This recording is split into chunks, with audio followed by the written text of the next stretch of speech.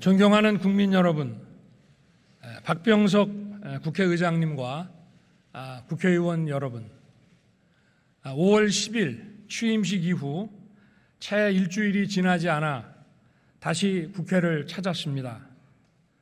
오늘은 정부에서 편성한 2022년도 제2회 추가경정 예산안 및 기금운용 계획안의 주요 내용을 의원 여러분께 직접 설명드리고자 이 자리에 섰습니다.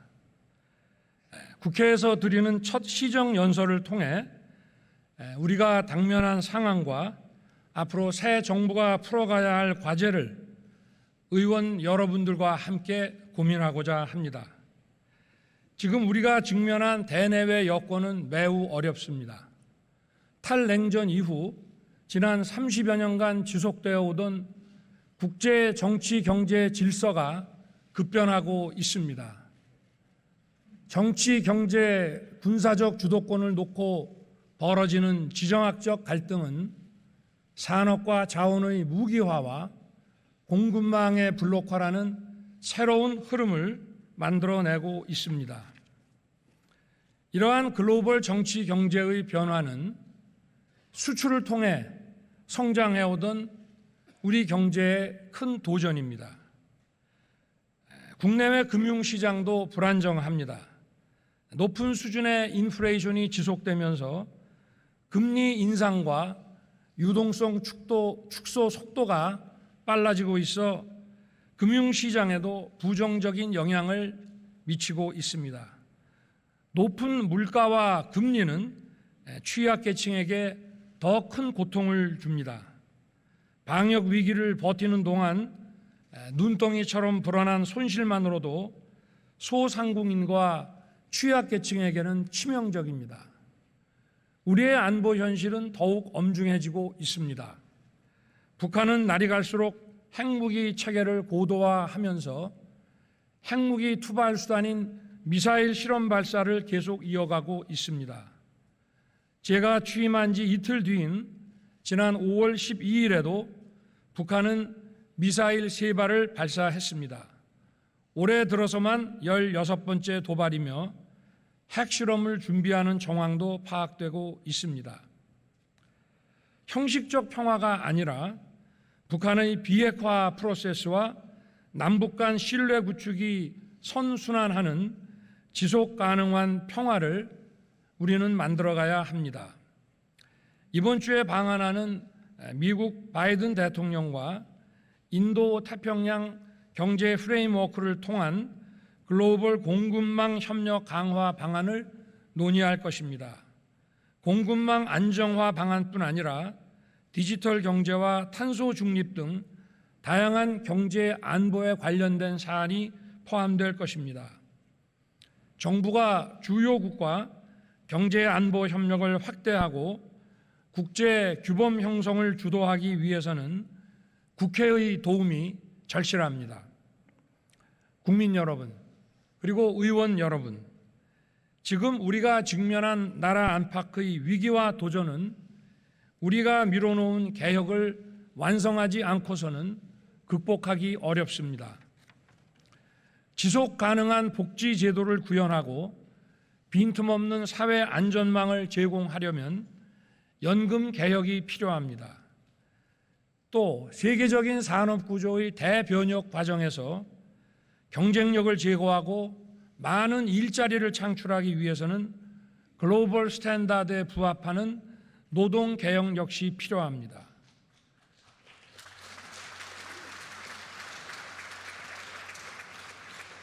우리 학생들에게 기술 진보 수준에 맞는 교육을 공정하게 제공하려면 교육 개혁 역시 피할 수 없는 과제입니다.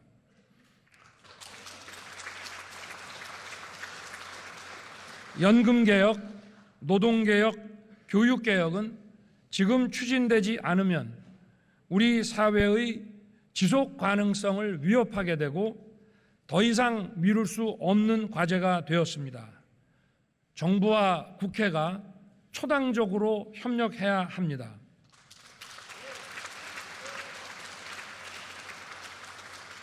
국민 여러분, 그리고 의원 여러분, 새 정부의 5년은 우리 사회의 미래를 결정한 매우 중요한 시간입니다. 우리가 직면한 위기와 도전의 엄중함은 진영이나 정파를 초월한 초당적 협력을 그 어느 때보다 강력하게 요구하고 있습니다. 제2차 세계대전이라는 절체절명의 위기 상황에서 영국 보수당과 노동당은 전시 연립 내각을 구성하고 국가가 가진 모든 역량을 총동원하여 위기에서 나라를 구했습니다. 지금 대한민국에서는 각자 지향하는 정치적 가치는 다르지만 공동의 위기를 극복하기 위해 기꺼이 손을 잡았던 처칠과 애틀리의 파트너십이 그 어느 때보다 필요합니다.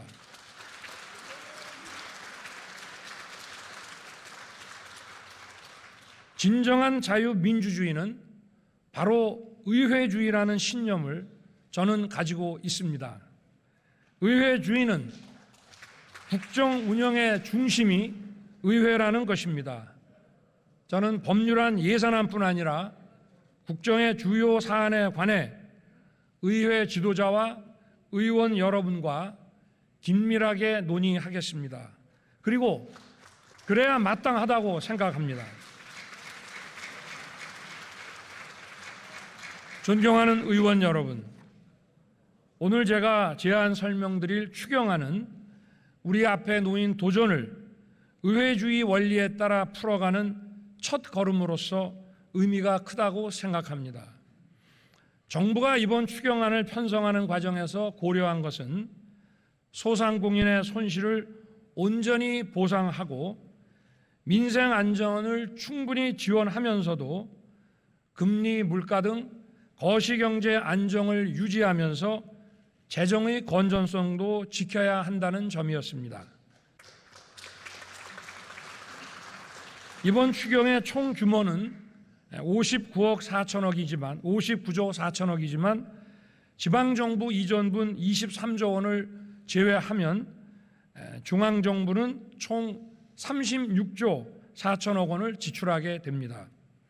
이러한 재원을 조달하기 위해서 정부는 전년도 세계 잉여금 등 가용 재원 8조 1천억과 금년도 지출 구조 조정에 의한 예산 절감액 7조 원을 활용하였고 나머지 21조 3천억은 금년도 초과 세수 53조 3천억 원 중에 일부를 활용하였습니다. 초과 세수의 나머지 재원은 앞서 말씀드린 지방재정의 23조 원, 국가 채무 감축에 9조 원을 쓰도록 하겠습니다. 이제 정부가 금년 추경을 통해 추진하고자 하는 주요 예산 사업에 대해 간략히 설명드리겠습니다. 첫째, 소상공인의 손실에 대해 온전하게 보상하겠습니다. 지난 2년간 코로나 방역 조치에 협조하는 과정에서 소상공인을 중심으로 막대한 피해가 발생하였고 우리 민생 경제는 지금 위기에 빠져 있습니다. 이렇게 발생한 손실을 보상하는 일은 법치 국가의 당연한 책무라고 사료됩니다. 또한 적기에 온전한 지원이 이루어지지 않으면 어렵게 버텨왔던 소상공인이 재기불능에 빠지고 결국 더 많은 복지 재정 부담으로 돌아올 것이 명백합니다. 구체적으로 정부는 이번 추경에서 총 24조 5천억 원을 투입하여 전체 370만 개의 소상공인 업체에 대해 최소 600만 원에서 최대 1,000만 원까지 손실보상 보전금을 지원하겠습니다.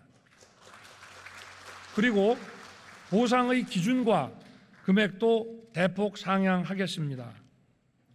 둘째, 방역과 의료체계 전환을 지원하겠습니다. 오미크론의 급격한 확산에 따른 진단검사비와 격리 및 입원 치료비, 생활지원비와 유급휴가비 등의 3조 5천억 원을 지원할 것입니다.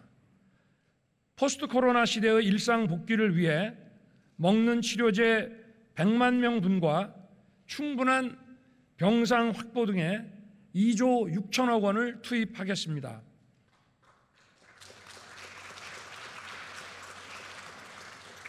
마지막으로 물가 등 민생 안전을 위해 총 3조 1천억 원을 지원하겠습니다.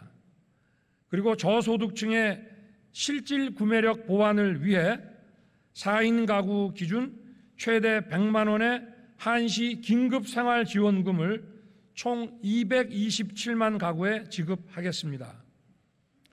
그리고 서민을 위한 저금리 대출 지원, 냉난방 부담 완화를 위한 에너지 바우처, 대학생들에 대한 근로장학금, 장병들의 급식비 인상 등 현재 인플레이션으로 어려움을 겪고 계신 분들을 꼼꼼하게 살펴서 지원하겠습니다. 또한 손실보상의 사각지대에 있는 특수형태 근로 종사자, 프리랜서, 저소득 문화예술인, 법인 택시와 버스 기사 등 총 89만 명에게도 고용 및 소득 안정자금을 지원하겠습니다. 아울러 서민들의 장바구니 부담 완화를 위해 농축수산물 할인 쿠폰을 최대 585만 명에게 추가 지원하고 농어민에 대한 생산자금 지원을 강화하겠습니다. 이번 추경에는 산불 등 재난피해 지원을 위한 예산도 담았습니다. 정부는 산불 피해로 인한 이재민들께서 조속히 일상의 삶으로 돌아갈 수 있도록 최대한 지원하겠습니다. 존경하는 의원 여러분, 우리는 코로나 바이러스의 위협에 노출된 북한 주민에게 필요한 지원을 아끼지 않아야 합니다. 저는 인도적 지원에 대해서는 남북 관계의 정치, 군사적 고려 없이 언제든 열어놓겠다는 뜻을 여러 차례 밝혀왔습니다. 북한 당국이 호응한다면 코로나 백신을 포함한 의약품, 의료기구, 보건 인력 등 필요한 지원을 아끼지 않겠습니다.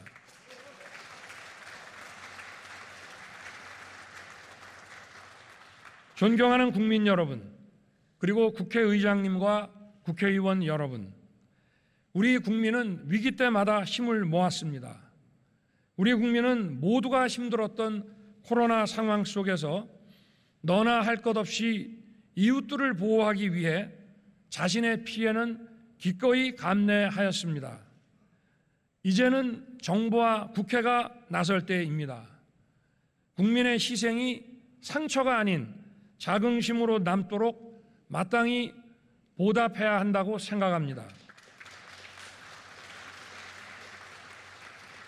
이번 추경안은 소상공인에 대한 손실보상과 서민 생활의 안정을 위한 중요한 사업들을 포함하고 있습니다. 민생 안정이 그 어느 때보다 시급하다는 점을 고려하여 추경이 이른 시일 내에 확정될 수 있도록 국회의 협조를 간곡히 부탁드립니다.